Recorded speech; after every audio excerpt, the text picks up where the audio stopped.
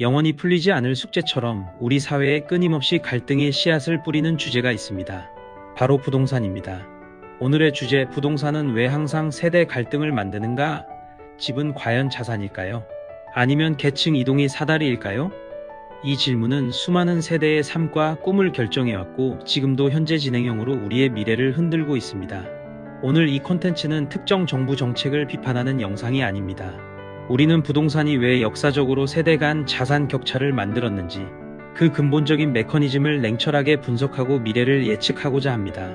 오늘 이 영상을 끝까지 보지 않으신다면 여러분의 자산 포트폴리오뿐만 아니라 우리 사회의 미래를 잇는 인사이트를 놓치게 될지도 모릅니다. 집은 왜 항상 갈등의 중심이 되는 것일까요? 단순히 먹고 자는 공간을 넘어 집은 한 개인의 사회적 지위, 경제적 안정, 그리고 미래를 상징하는 강력한 존재가 되었습니다. 특히 대한민국에서 집은 단순한 거주 공간이 아닙니다. 많은 한국인들에게 있어 집은 자산 증식의 가장 확실한 수단이자 사회적 성공의 척도, 그리고 더 나은 미래를 향한 발판으로 인식되어 왔습니다. 주택을 소유하느냐 마느냐는 삶의 질을 넘어 다음 세대로 부를 물려줄 수 있느냐 없느냐를 결정하는 중요한 요소가 되었죠. 바로 이러한 본질적인 특성 때문에 부동산은 언제나 세대 간의 첨예한 이해관계를 충돌시키고 갈등의 중심에 설 수밖에 없었던 것입니다. 우리는 이러한 현실을 직시하고 부동산이 갖는 복합적인 의미를 심층적으로 탐구할 필요가 있습니다. 그렇다면 부동산이 세대 갈등의 촉매제가 된 역사적 사례들을 살펴보겠습니다. 시대를 거슬러 19세기 런던, 산업혁명 이후 폭발적인 인구 증가와 함께 런던은 세계의 중심이 되었지만 동시에 극심한 주거난과 빈부 격차에 시달렸습니다. 도시로 몰려든 수많은 노동자들은 비좁고 열악한 환경에서 살아야 했고 극소수의 부유층만이 넓은 저택을 소유하며 막대한 부를 축적했습니다. 당시 런던의 주거 문제는 계급 갈등의 핵심이었고 이는 사회주의 사상이 확산되는 중요한 배경이 되기도 했습니다. 주택 소유 여부가 삶의 질을 넘어 생존의 문제로 직결되었던 것이죠. 이 시기의 런던은 주택이 단순한 거주 공간이 아니라 사회 계층을 구분짓는 명확한 지표였음을 분명히 보여줍니다. 주택을 소유한 자와 그렇지 못한 자들 사이의 삶의 질은 극명하게 갈렸고 이는 사회 전반의 불만을 증폭시키는 요인이 되었습니다. 이어 1920년대 미국을 볼까요? 재즈 시대의 번영 속에 부동산 시장은 전에 없던 호황을 누렸습니다. 너나 할 것 없이 대출을 받아 주택을 매입하고 그 가치 상승을 통해 손쉽게 부를 축적하는 꿈은 많은 이들을 들뜨게 했습니다. 모두가 부동산 시장의 낙관적인 전망에 취해 있었고 투기는 걷잡을 수 없이 확산되었습니다. 하지만 이러한 과열은 1929년 대공황과 함께 산산조각 났습니다. 과도한 투기와 투기 심리가 맞물리면서 부동산 거품은 걷잡을 수 없이 커졌고 결국 수많은 사람들의 집과 재산을 한순간에 앗아갔습니다. 이 시기는 부동산 시장의 과열이 얼마나 파괴적인 결과를 초래할 수 있는지 보여주는 극명한 사례이자 특정 세대의 무리한 투자 행태가 다음 세대의 경제적 기반을 어떻게 흔들 수 있는지를 보여주는 중요한 교훈을 남겼습니다. 미국 대공황은 부동산 시장의 투기적 속성이 사회 전반에 미치는 재앙적인 영향을 극명하게 드러낸 역사적 사건으로 기록되고 있습니다. 한국의 사례는 더욱 복잡합니다. 1970년대 경부고속도로 개통과 강남 개발은 부동산 가격 상승의 중요한 기폭제가 되었습니다. 이후 1980년대 아시안게임과 올림픽을 거치면서 서울로 인구가 집중되었고 주택 부족 문제 해결을 위해 일기 신도시가 건설되었습니다. 이 시기는 베이비붐 세대가 부동산을 통해 자산을 축적할 수 있는 황금기였습니다. 정부의 강력한 경제성장 정책과 맞물려 부동산 가치는 꾸준히 상승했고 주택 소유는 곧 부의 상징이자 미래를 위한 안정적인 투자로 인식되었습니다. 하지만 2008년 금융위기 그리고 이어지는 학자금 대출과 임금 정체 속에서 밀레니얼 세대는 주택 구매에 심각한 어려움을 겪고 있습니다. 과거 특정 세대가 주택을 자산 증식의 수단으로 활용했다면 지금의 젊은 세대에게 주택은 너무나 먼 꿈이 되어버린 것입니다. 이러한 경제적 배경은 세대 간의 부동산 소유 격차를 심화시키고 사회 전반의 갈등을 유발하는 주요 원인이 되고 있습니다. 과거의 경험이 현재 세대에게는 오히려 불평등과 박탈감을 안겨주는 아이러니한 상황이 전개되고 있는 것입니다. 그렇다면 부동산과 세대 갈등을 이야기할 때 빼놓을 수 없는 중요한 요소가 있습니다. 바로 금리와 레버리지 구조입니다. 부동산은 일반적으로 다른 자산에 비해 거래 단위가 크고 자체적인 수익을 창출하기 어렵기 때문에 대출, 즉 레버리지를 활용하는 경우가 많습니다. 금리가 낮을 때는 대출을 통해 더 많은 부동산을 구매할 수 있고 이는 곧 가격 상승을 부추기는 요인이 됩니다. 저금리 시대에 먼저 진입하여 레버리지를 활용해 부동산을 취득한 세대는 자산, 가치 상승의 혜택을 온전히 누릴 수 있었죠.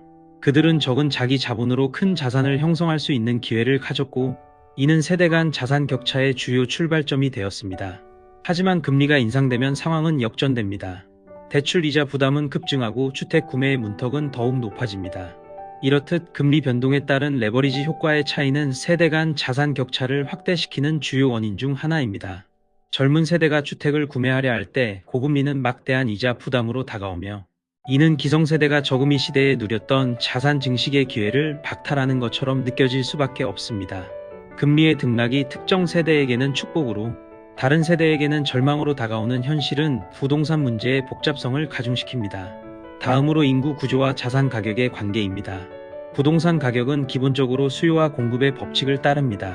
인구가 증가하고 경제활동 인구가 늘어날수록 주택 수요는 증가하고, 이는 가격 상승으로 이어지는 경향이 있습니다. 한국의 경우 베이비붐 세대의 왕성한 경제활동과 도시 집중 현상은 과거 부동산 가격 상승의 강력한 동력이었습니다. 이 시기에는 주택 공급이 수요를 따라가지 못하면서 가격 상승 압력이 더욱 커졌습니다. 하지만 현재 한국은 저출산 고령화 사회로 진입하며 인구 구조가 급격하게 변화하고 있습니다. 특정 지역의 인구는 감소하고 노년층 비중이 높아지면서 주택 수요 또한 변화할 수밖에 없습니다. 이러한 인구 구조의 변화는 장기적인 관점에서 부동산 시장에 영향을 미치며 세대 간 부동산 자산의 가치와 접근성에 대한 인식 차이를 더욱 심화시킬 수 있습니다. 즉, 과거 인구 증가에 힘입어 부동산 자산을 쉽게 축적했던 세대와 인구 감소 시대에 진입하여 미래의 주택 가치에 대한 불확실성을 안고 살아가는 세대 간의 간극은 더욱 벌어질 수밖에 없는 것입니다. 인구 변화는 단순한 통계 수치를 넘어 부동산 시장의 판도를 근본적으로 뒤흔들 수 있는 강력한 변수입니다. 그렇다면 부동산 장기 우상향의 조건은 무엇일까요? 과거의 경험상 부동산 가격이 꾸준히 우상향하기 위해서는 몇 가지 핵심 조건이 충족되어야 했습니다. 첫째는 꾸준한 경제 성장입니다. 경제가 성장해야 가계 소득이 늘어나고 주택 구매 여력이 생기며, 이는 다시 주택 수요 증가로 이어집니다. 둘째는 인구 증가와 도시 집중입니다.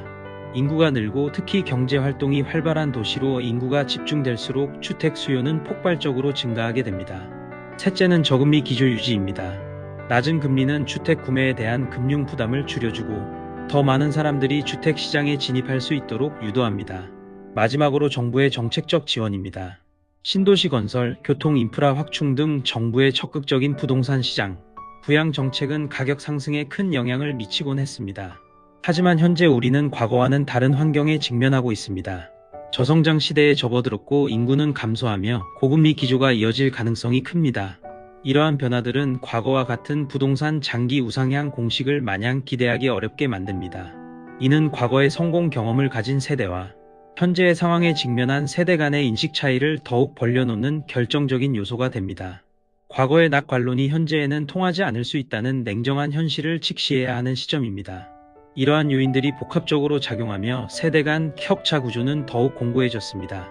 베이비붐 세대와 그 이전 세대는 급속한 경제 성장과 도시화의 혜택을 누리며 비교적 용이하게 주택을 소유하고 자산을 축적할 수 있었습니다. 정부의 부동산 부양 정책과 저금리 기조 또한 이들의 자산 증식을 도왔습니다. 주택은 이들에게 자산이었고 사회적 지위를 나타내는 중요한 척도였습니다. 이들은 부동산 시장의 상승기에 진입하여 최소한의 노력으로 최대의 자산 가치 상승을 경험했습니다. 하지만 현재의 밀레니얼 G세대는 상황이 다릅니다. 고금리 학자금 대출, 불안정한 일자리, 그리고 폭등한 주택 가격은 이들에게 내 집 마련을 요원한 꿈으로 만들었습니다. 주택은 더 이상 쉽게 오를 수 있는 자산이 아니라 도저히 닿을 수 없는 사다리가 되어버린 것입니다.